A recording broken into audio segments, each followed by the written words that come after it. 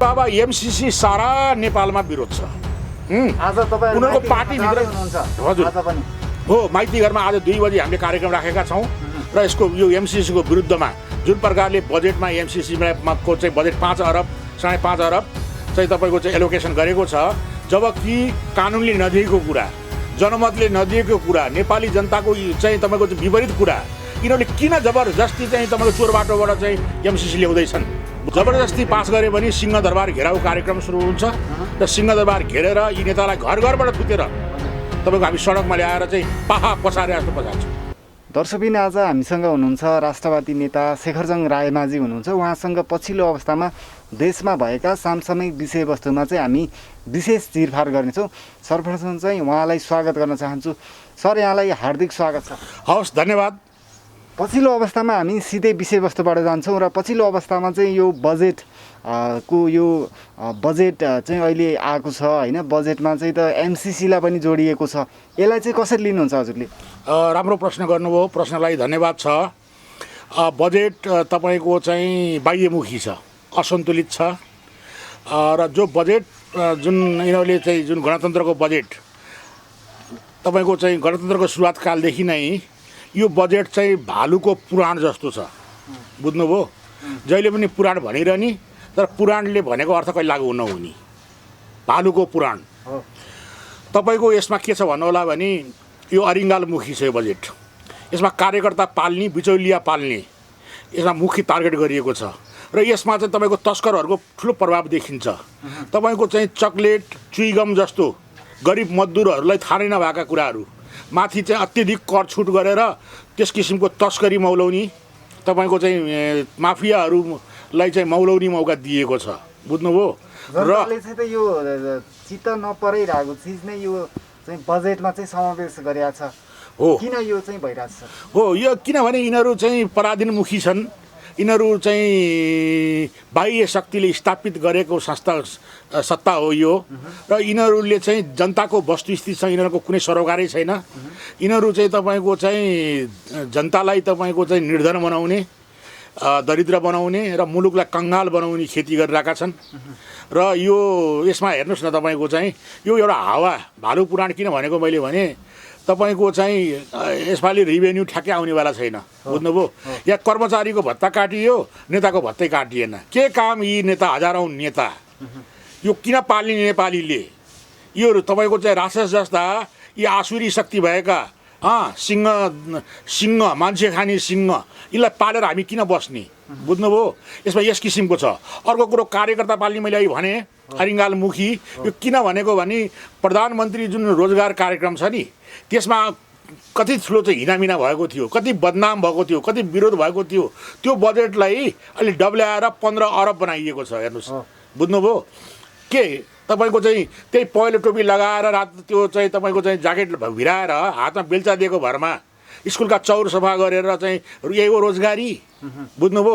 अर्को स्वरोजगार कार्यक्रम भने पनि फेल छ, त्यो बढाइएको छ, हेर्नुहोस्, बुझ्नुभयो। त्यस्तै प्रकारले तपाईँको चाहिँ कृषिमा अनुदान चाहिँ आजसम्म किसानको हातमा पुगेको छैन। लास्ट इयरको 60 अरब अनुदान तपाईँको चाहिँ बिचौलियाले खाए भनेर चाहिँ जताततै तपाईँको सर्वत्र सबैले थाहा पाएको कुरा हो। फेरि तपाईँको चाहिँ त्यो छ। यो बजेट सुन्नुहोस्, नेपालमा बजेट त यिनीहरूले बनाए हावा बजेट, बुझ्नुभयो। तर बजेटको सबभन्दा दुर्बल पक्ष, सबभन्दा कमजोर पक्ष भनेको कार्यान्वयन हो, बुझ्नु। बजेट कार्यान्वयन र यो बजेटमा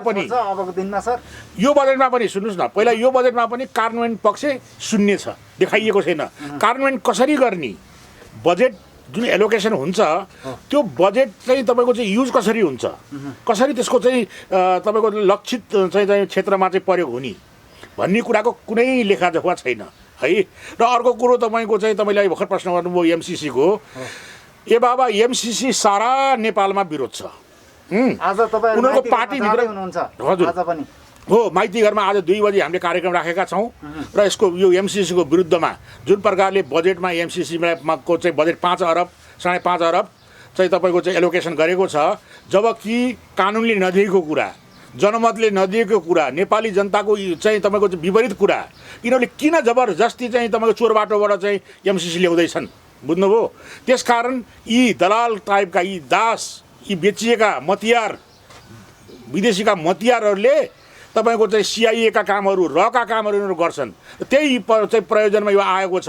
यदि यिनीहरूले एमसिसी पास गरे भने हामी घरबाट यिनीहरूलाई थुच्छौँ, बुझ्नुभयो? जसरी चाउसेस्को हालत भएको थियो यिनको हालत त्यो हुने अवस्था म देखिरहेको छु।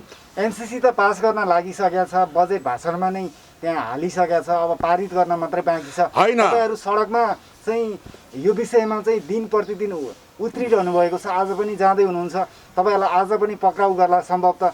यसरी अब यता पारित गर्न लागिसकेको छ, यसलाई कसरी रोक्नुहुन्छ तपाईँहरू? होइन, यो शेरबहादुर दलाल र ओली दलालहरूले चाहिँ यो पास गर्न खोजिरहेका छन्, तर त्यहाँ संसदमा पनि धेरै तपाईँको चाहिँ जनपक्षीय मान्छेहरू पनि छन्। उनीहरूले रोक्ने प्रयास गर्लान् र उनीहरूलाई हामी सुझाव पनि दिन्छौँ, तपाईँहरू रोक्नुहोस्, तपाईँहरूको साथमा हामी छौँ, बुझ्नुभयो? हामी नागरिक नेपाली जनता छ, त्यस कारण आँट गर्नुहोस्, हिम्मत गर्नुहोस्, त्यसलाई रोक्नुहोस् भनेका छौँ। त्यहाँ भीमबहादुर रावलहरू जस्ता तपाईँको चाहिँ राष्ट्रवादी नेताहरूले त्यसको प्रतिवाद गरिरहेका छन्।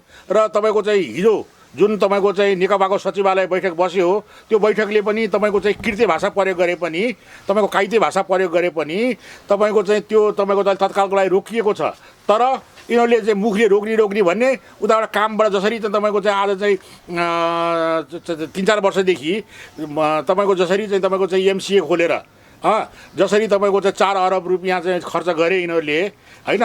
त्यो पनि एउटा चाहिँ गैर कानुनी काम हो। त्यसकारण त्यस्ता कुराहरू गरिरहेको हुनाले अब नेपाली जनतालाई सही छैन। र त्यसकारण हामी प्रतिवादको लागि माइती गठबन्धनलाई जाँदैछौँ। त्यहाँ हामीले सम्पूर्ण नेपालभरिबाट साथीभाइलाई आह्वान गरेको छौँ र हामी त्यहाँबाट चाहिँ तपाईँको यसको विरुद्धमा त्यहाँबाट हामी चाहिँ धावा बोल्छौँ, बुझ्नुभयो? र त्यो कार्यक्रममा यदि गिरफ्तार गर्छ भने हामी जेल भरो आन्दोलन पनि सुरु गर्न सक्छौँ र यिनीहरूलाई हामी जसरी पनि तपाईँको देशघाती राष्ट्रघाती यस किसिमको तपाईँको चाहिँ प्रोजेक्टहरूको चाहिँ विरुद्धमा नेपाली जनता सडकमा आउनेछन् र यी राष्ट्रघाती सत्तालाई सिंहदरबार घेराउ गरेर यिनीहरूलाई चाहिँ तपाईँको विस्थापित गर्नेछन् भन्ने कुरा मैले देखिरहेको छु। एमसिसी पास गर्न यति मात्रै बाँकी छ, अब धेरै भाग छिरिसकेका छ। होइन, उनीहरूले लागू गरेका छन्, जबरजस्ती लागू गरेका छन्, चाहिँ तपाईँको अटेरी तरिकाले आइरहेका छन्, होइन? तपाईँको चाहिँ यो जसरी पनि गर्न सक्छौँ भन्ने उनीहरूलाई परेको छ। तर यस विषयमा हामीले जनतालाई धेरै सचेत गराइसकेका छौँ र यसको विरुद्धमा तपाईँको तमाम युवाहरू, तमाम देशभक्तहरू, राष्ट्रवादीहरू सडकमा आउँछन् भन्ने कुरा हामीलाई चाहिँ विश्वस्त छौँ र हामी त्यसैलाई प्रतिवाद गर्न अहिले म जाँदैछु। जबरजस्ती पास गरियो भने के हुन्छ अबको अवस्थामा? तपाईँहरूले जबरजस्ती पास गऱ्यो भने सिंहदरबार घेराउ कार्यक्रम सुरु हुन्छ र सिंहदरबार घेरेर यी नेतालाई घरबाट थुतेर हजुर तपाईँको हामी सडकमा ल्याएर चाहिँ पाहा पछारे जस्तो पछार्छौँ। पक्कै पनि यो एमसिसी घातक भनेर सबैजनाले भनिरहनु भएको छ। यसरी नै सरकारले चाहिँ यसलाई पारित गर्नका लागि संसदमा पेश गरिसकेको अवस्था छ भने पछिल्लो अवस्थामा हाम्रै नेपाली चेली मनिषा कोइरालाले एउटा ट्विट गर्नुभएको छ। त्यो ट्विटको विषयमा चाहिँ के भन्नुहुन्छ? हो, मनिषाजीले फेरि पनि ट्विट गर्नुभएको छ। उहाँको ट्विटमा के छ भने गिरिजाप्रसाद कोइरालाले जुन टनकपुर सन्धि गरे नि, त्यो सन्धि राष्ट्रघात थियो। त्यसले नेपालको स्वार्थको विपरीत त्यो घात थियो। त्यसले नेपालीले धोका पाएका थियौँ। अब फेरि पनि एमसिसी जस्तो राष्ट्रघाती चाहिँ जुन प्रोजेक्टहरूबाट नेपालीले धोका खान हुन्न, त्यसको लागि केयरफुल हुनुपर्छ र त्यसबाट चाहिँ पाठ सिकेर नेपालको चाहिँ राष्ट्रियता जोगाउनुपर्छ, नेपालको स्वार्थमा काम गर्नुपर्छ र यस्ता किसिमका चाहिँ कार्यक्रमबाट तपाईँको आम सर्वसाधारण र नेताहरूले पनि बुझ्न जरुरी छ भन्ने कुरा चाहिँ उनले चाहिँ सन्देश दिएकी छिन्। त्यो ज्यादै राष्ट्रवादी कुरा हो। मनिषा कोइराला, प्रकाश कोइरालाहरू, बिपीका चाहिँ ज्येष्ठ सुपुत्र प्रकाश कोइराला, होइन, मनिषा नाति हुन्। उनीहरू बिपी कोइरालाको जुन 33 साल पछिको राष्ट्रिय मेलमिलापको तपाईँको लाइनमा उहाँहरू हुनुहुन्छ र त्यसले गर्दाखेरि चाहिँ नेपाली काङ्ग्रेसले बाटो बिराएको छ। आज बिपीको चाहिँ तपाईँको चाहिँ एजेन्डाभन्दा बाहिर गएर दलाल एजेन्डा बोकेको छ। नेपाली काङ्ग्रेस पार्टी दलाल पार्टी भनेर बदनाम भएका छन्। यसका नेताहरू चाहिँ राष्ट्रिय स्वार्थमा काम गर्न सक्ने अवस्था छैन। यिनीहरू विदेशीले के भन्छ भनेर विदेशीको चाहिँ मुख ताकेर हिँड्ने परम्परा अवस्था हुनाले नेपाल राष्ट्रमा नेपाली काङ्ग्रेसको लोकप्रियता ज्यादै घटेको छ, होइन? र मनिषा कोइरालाहरू, तपाईँको चाहिँ प्रकाश कोइरालाहरू देशभक्तिपूर्ण अडानमा छन् र उनीहरूले चाहिँ राष्ट्रको चाहिँ राष्ट्रियताको विषयमा उनीहरूले चाहिँ जब देशमा राष्ट्रिय सङ्कट आउँछ तब उनीहरूको चाहिँ उनीहरूले चाहिँ राष्ट्रियताको पक्षमा आफ्ना चाहिँ तपाईँको चाहिँ आफ्ना चाहिँ अभिव्यक्तिहरू दिइरहेका छन्। त्यसकारण उनको त्यो अभिव्यक्ति स्वागतयोग्य छ र मनिषा कोइरालाको अभिव्यक्तिलाई सबै नेपालीहरूले ध्यानपूर्वक सुनेर एउटा चाहिँ विश्वमै चाहिँ ख्याति कमाएकी, होइन, तपाईँको चाहिँ आज नेपालमा जन्मेको नेपाली नागरिकमा विश्वले सबभन्दा बढी चिनिएकी कलाको माध्यमबाट चिनिएकी एउटा चाहिँ प्रशस्ति कमाएकी एउटा चाहिँ तपाईँको चाहिँ देशभक्तपूर्ण चाहिँ एउटा चाहिँ व्यक्तित्व उनको। त्यसकारण उनको कुरोलाई हामीले पनि सुन्नुपर्छ र सबै साथीभाइहरूले मनिषाको चाहिँ जुन अवधारणा छ त्यो राष्ट्रिय अवधारणा भावनाले त्यो बाटोमा सबैजना हिँड्नुपर्छ भन्ने मेरो पनि भनाइ छ। उहाँले चाहिँ एउटा ट्विटले चाहिँ एउटा विश्व नै हल्लाएको थियो, इन्डियालाई नै हल्लाएको थियो। उहाँ एउटा चर्चित अभिनेत्री साथै नेपाली चेली भएको कारणले उहाँको अवस्था चाहिँ कस्तो छ अहिलेको अवस्थामा? उहाँ अलिकति असुरक्षित जस्तो पनि रहेको अवस्था थियो केही समय अगाडि। हो, उनी बम्बईमा छिन्। उहाँको बुवा पनि प्रकाश दाई पनि बम्बईमा हुनुहुन्छ। हामीहरूसँग चाहिँ उहाँहरूको चाहिँ कुराहरू भइरहेको छ होइन।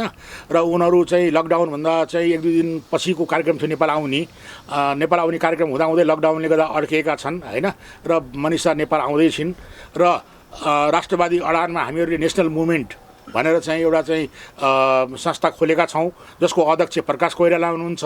मैले महामन्त्रीको भूमिका निभाइरहेको छु र नेसनल मुभमेन्टभित्र मनिषा कोइराला पनि हुनुहुन्छ।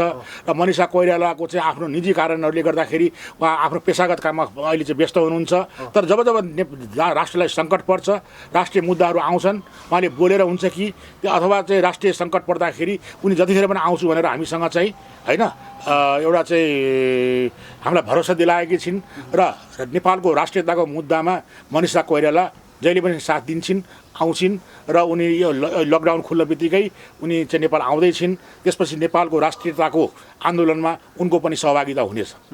पक्कै पनि शेखरचन्द्र सर, हामी अन्त्यमा पनि छौँ र पछिल्लो अवस्थामा चाहिँ नेपालको नक्सा एउटा चुच्चो थपिएको छ नेपालको नक्सामा पनि, र हाम्रो त्यो नाक पनि हो, त्यो पछिल्लो अवस्थामा काटिने सम्भावना, त्यसलाई चाहिँ फेरि पनि मेटाउने सम्भावना अझै विविधै रहेको छ। अब त्यसका लागि चाहिँ के छ पहल? लिपुलेक लिम्पियाधुराका लागि चाहिँ के हुन्छ अबको दिनमा पहल, यो बारेमा भनिदिनुहोस्। अच्छा, यो जुन लिपुलेक लिम्पियाधुराको मामला छ यसमा नेपाली जनमतको एकता छ, एक ठाउँमा छन् होइन। हो, यसलाई चाहिँ तपाईँको विभिन्न किसिमले जस्तो श्यामशरणजी आउनुभयो नि, आइसकेपछि उनीहरूले चाहिँ यसलाई सेलाउनेतिर लागेका छन् र तर नेपाली जनता जागरुक छन्।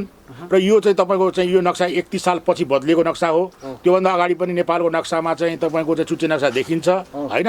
र हाम्रो चाहिँ 1816 को सुगौली सन्धिलाई आधार मानेर नेपाल भारतको मित्रता र हाम्रो सिमाना त्यो सन्धिको आधारमा तय भएको छ। र हामी नेपाली राष्ट्र त्यो सन्धिमा अडानमा छौँ। यदि भारतले त्यो सन्धि विपरीत कुनै पनि काम गर्छ भने हामीले पनि 1816 को सन्धिलाई तपाईँको चाहिँ त्यागेर हामी जुन ग्रेटर नेपालको हाम्रो चाहिँ जुन अवधारणा छ त्यसमा हामी लाग्न सक्छौँ। त्यसकारण चाहिँ हाम्रो छिमेकी बदल्न मिल्दैन। छिमेकीसँग हातेमालो एउटा चाहिँ असल सम्बन्ध राखेर हामी अगाडि बढ्न सबै नेपाली राष्ट्रवादी नेपाली तयार छ। यदि त्यो सम्बन्धलाई अवहेलना गर्छ, त्यो सम्मेलनमा जबरजस्ती भारतले पटक पटक त्यो संविधानमाथि कुल्चिन्छ र नेपालीको जमिन हडप्ने र नेपालीलाई हेपाह प्रवृत्ति देखाउँछ भने नेपाली जनता वीर र बहादुर छन्, जन्मदै सेनाको रूपमा छन्। हामीले लडेर मुलुक बनाएको हुनाले प्रत्येक नेपाली सेना हो र यसकारण सेनाको तपाईँको चाहिँ एउटा चाहिँ तपाईँको चाहिँ मतलब अवधारणा, सेनाको चाहिँ एउटा चाहिँ साइकोलोजी मनोविज्ञानमा नेपालीहरू हुन्छन् र भारतको सेनामा पनि 50,000 नेपाली छन्। बुझ्नुभयो? भारत राष्ट्रको सिमाना पनि नेपालीले बचाएको छ। भारतको आन्तरिक तपाईँको चाहिँ सुरक्षा पनि नेपालीको ठुलो योगदान छ। त्यसकारण उसले आफूले जुन थालमा खायो त्यही थालमा नथोकोस् भन्ने मेरो भारतलाई चाहिँ चेतावनी छ। र भारतमा हाम्रो सांस्कृतिक सम्बन्ध भएको हुनाले, भारतसँग हाम्रो हजारौँ वर्षको ऐतिहासिक सम्बन्ध भएको हुनाले भारतमा हाम्रा पक्षहरू नेपालीको चाहिँ सपोर्टमा पनि धेरै नागरिकहरू हुनुहुन्छ, बहुमतै छ। त्यहाँका बुद्धिजीवीहरूले पनि आज भारतीय संस्था सरकार जसले चाहिँ यो काम गर्न पुगेको छ त्यसको विरुद्ध आवाजहरू निकालेका छन् र भारतलाई चिडाउनु हुँदैन। भारत हाम्रो थाई मित्र हो, भारत हाम्रो चाहिँ महान तपाईँको मित्रता हो। त्यसकारण भारत चाहिँ एउटा चाहिँ हाम्रो संस्कृतिको चाहिँ केन्द्र हो, एउटा चाहिँ तपाईँको मूल हो। त्यसकारण त्यो राष्ट्रसँग चाहिँ संसार एकतिर होस् तर नेपालसँग हामीले चिनाउनु हुँदैन भनेर त्यहाँ पनि त्यस्ता आवाजहरू पनि आइरहेका छन् र हाम्रो पनि त्यही आवाजसँग आवाज हाम्रो पनि मिलाइरहेका छौँ। र भारतीय संस्थापन अलिकति पछि हटेको अवस्था छ र उसले चाहिँ वार्ता गरेर र हाम्रो चाहिँ भूमि हामीलाई फिर्ता गरोस् होइन। र यदि गर्दैन, जबरजस्ती गर्छ भने नेपाली सेना ले आफ्ना अरू छिमेकी राष्ट्रहरूसँग सम्बन्ध बढाएर यो मुद्दालाई अन्तर्राष्ट्रियकरण गर्नेछ, अदालतमा तपाईँ अन्तर्राष्ट्रिय अदालतमा पनि जानेछ र आफ्नो जमिन लिएरै छोड्नेछ। यदि सत्ताधारीहरूले भारतका तपाईँका गलत नेताहरूसँग मिलोमतो गरेर देशको भूमि रक्षा नगरिरहेको हुनाले हामी राष्ट्रवादी देशभक्त शक्तिहरूले यो सत्तालाई विस्थापित गरेर पनि आफ्नो भूमि रक्षा गर्छौँ र आफ्नो नेपाली सर्वसाधारणको हितमा काम गर्छौँ भन्ने हाम्रो भनाइ छ। पछिल्लो अवस्थामा चाहिँ लिपुलेखमा मान्छेलाई जनतालाई अल्झाएर चाहिँ एमसिसी पास गर्न खोजिएको हो कि भन्ने खालको एउटा मानिसको अवधारणा, मानिसले त्यो खालको चाहिँ सोचाइ बनाइरहेका छन् नि, त्यो कतिको सत्य हो सर? यस्ता कुराहरू पनि आइरहेको छ। कतिपय साथीहरूले यो यस्ता तर्क पनि गर्नुभएको छ। हुनसक्छ कलुषित भावना त्यहाँ पनि हुनसक्ला, तर न एमसिसी न कालापानी कुनै पनि मुद्दाहरूमा देशभक्त शक्ति स्पष्ट छ र हाम्रो आफ्नो देशको रक्षाको लागि हामी कुनै पनि चुनौती स्वीकार गरेर अगाडि बढ्न तयार छौँ। हस्, धेरै धेरै धन्यवाद यो समय र संवादका लागि। यहाँलाई पनि धेरै धेरै धन्यवाद छ।